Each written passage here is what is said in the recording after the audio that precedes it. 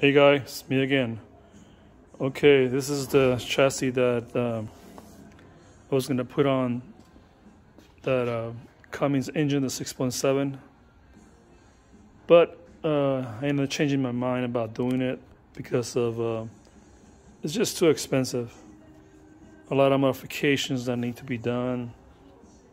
You know, if you know anything about mechanics, it's not easy to put this sucker on. So the reason I was gonna do it is because that truck right there was something I purchased in the past, and it was on a accident, I guess, a wreck. But the chassis was twisted, so I thought of changing the chassis on it and putting back the body on that. So I kind of painted the chassis, took the engine off this chassis and all the components and put them on that. I was going to do the swap like I mentioned, but I talked to a lot of people that are into this stuff, and they just did not say it was a cost-effective thing to do, and that a 6.7, it does have a little more horsepower than a 6.5, but you can modify the engine, a 6.5, like they say, bulletproof it and pull out 550 horsepower off of it. That was told, and that's what I am end up doing. Okay, there's a lot of things that I'm gonna be saving money on, like not doing the drive shafts. If I was gonna do the 6.7, there's a lot of modification on the motor mounts and all kinds of stuff. So I ended up putting the engine back on from that chassis into this one after I cleaned it up and painted it. But I talked to a guy that I met online that he does diesel engines, and we're gonna end up bulletproofing this engine, put studs on all kinds of stuff that he does to them to pull 500 horses off of it with a turbo on it, a side turbo on it.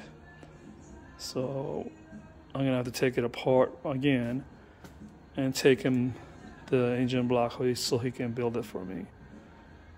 But I'm just showing you guys a video of this thing, how it looks when it's mounted on the chassis when the body's off of it. Also, you can see this, the headers on this thing, man. Look at these things. They're so cheaply made and built. For a military vehicle, how in the heck do they expect this engine to breathe? Look at this. Look at the wells on this thing. Look at this. This is what the government paid for. Okay? Look at these things. They're so cheaply made, and they're so thin. The pipes are so thin. I mean, how do they expect this thing to breathe? Plus, if you have one of these things, you don't get to see it like this, obviously, because you haven't taken it apart like I have. But you get a view of it, how it is set up, the headers on it, the shafts, transmission,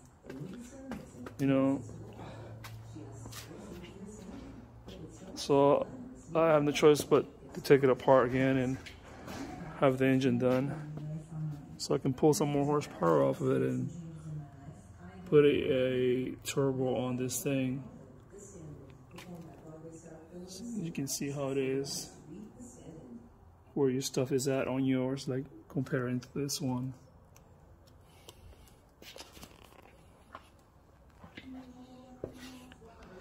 So that's where I'm at. And the reason why I've swapped this thing, obviously, is, like I said, it was on an accident that when I purchased, and the chassis was all twisted. As you can see right here, let me show you. See that? Look at those rails. they're like twisted that way, and like they're like 45 almost. They got hit really hard. And here's the carnage of it. See, this big bent right there is like ½ inch back.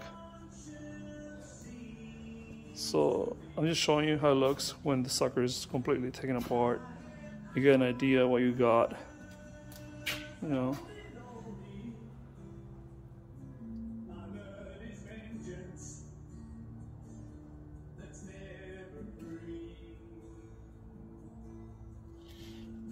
And here's the body. I know I mentioned in other videos on the harness on these things. You got a harness for the engine and a harness on the body. So when you disconnect them, just be careful you don't jank them out, because you're gonna end up messing up the harness. You got the battery cables there, you see. You got 3 cables that connect to the transmission. You got the drive shaft there, and you got this things here. See it? There's for the alternator or generator or whatever you want to call it.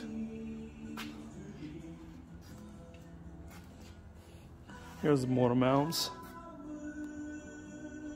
And the best thing about not doing the 6.7 swap on it is that you are going to be using the stock, you know, motor mounts on the engine and drive shafts and transmission, which I've been told that it will take the 500 horses.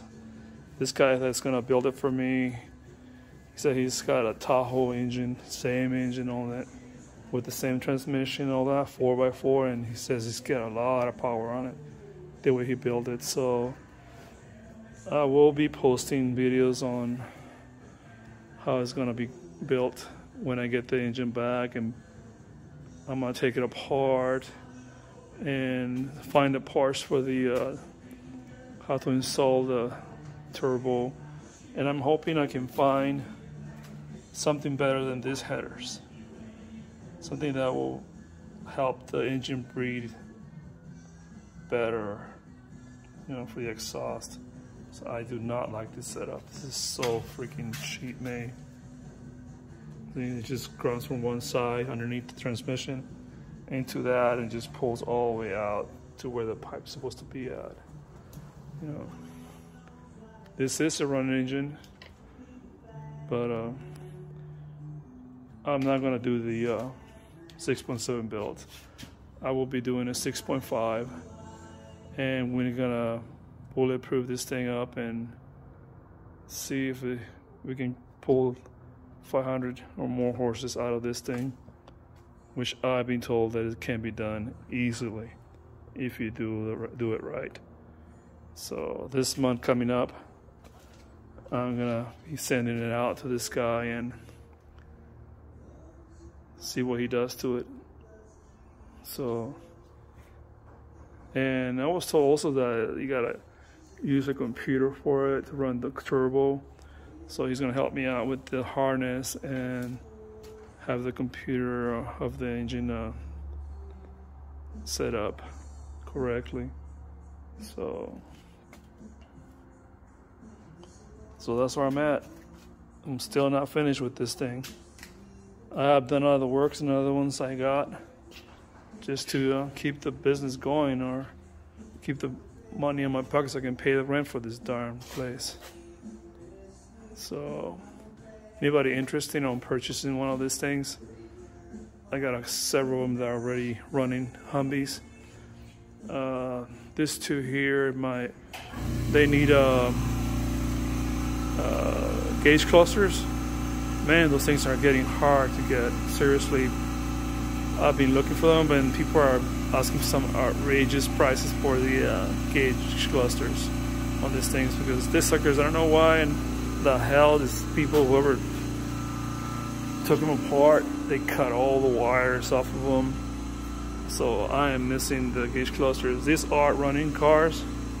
I already went through them completely. These are 6.5s, and they're running.